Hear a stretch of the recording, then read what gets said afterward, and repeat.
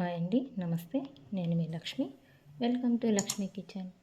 ఈరోజు మన వీడియోలో కోడిగుడ్డు పులుసు ఎలా చేసుకోవాలో చూద్దామండి. చాలా టేస్టీగా చాలా బాగుంటుంది. ఇది చపాతీకి, రైస్కి చాలా బాగుంటుందండి. నెక్స్ట్ ప్రాసెస్లోకి వెళ్దామా.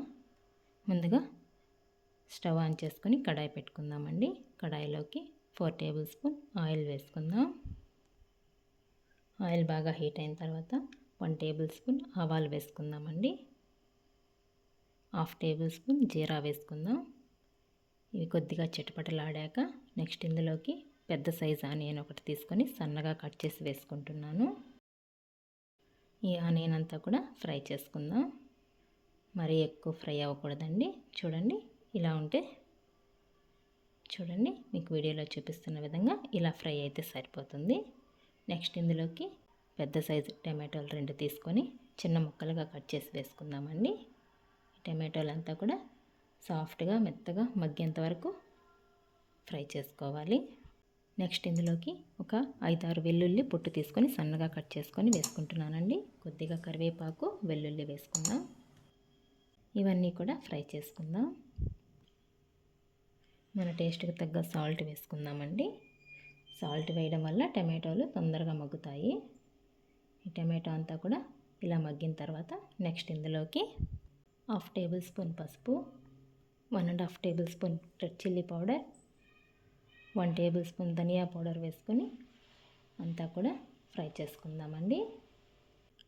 నేను ముందుగానే చింతపండు నానబెట్టి పెట్టుకున్నానండి. చిన్న నిమ్మకాయ సైజ్ అంతా చింతపండు అయితే నానబెట్టుకొని గుజ్జు తీసుకొని పక్కన పెట్టుకున్నానండి. ఇప్పుడు ఆ చింతపండు రసం వేసేసుకుందామండి. ఇదంతా కూడా మళ్ళీ ఒకసారి కలుపుకుందాం. నెక్స్ట్ ఇందులోకి కొద్దిగా వాటర్ వేసుకుందామండి.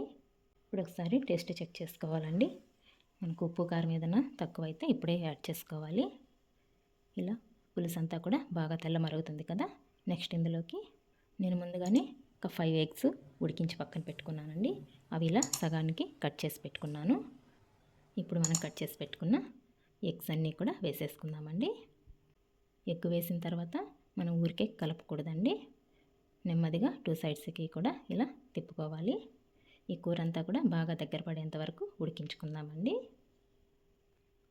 నెక్స్ట్ ఇందులోకి సన్నగా కట్ చేసి పెట్టుకున్న కొత్తిమీర కొద్దిగా వేసుకుంటున్నాను. మనం ఎక్కువ గరిటె పెట్టకుండా ఇలా మధ్య మధ్యలో తిప్పుతూ ఉడికించుకుంటే చాలా బాగుంటుందండి. ఫైనల్గా 1 టేబుల్ స్పూన్ పంచదార వేసుకుంటున్నానండి. పంచదార వేయడం వల్ల మనకు ఎక్కువ పులుపు లేకుండా కొంచెం షుగర్ వేయడం వల్ల చాలా బాగుంటుంది.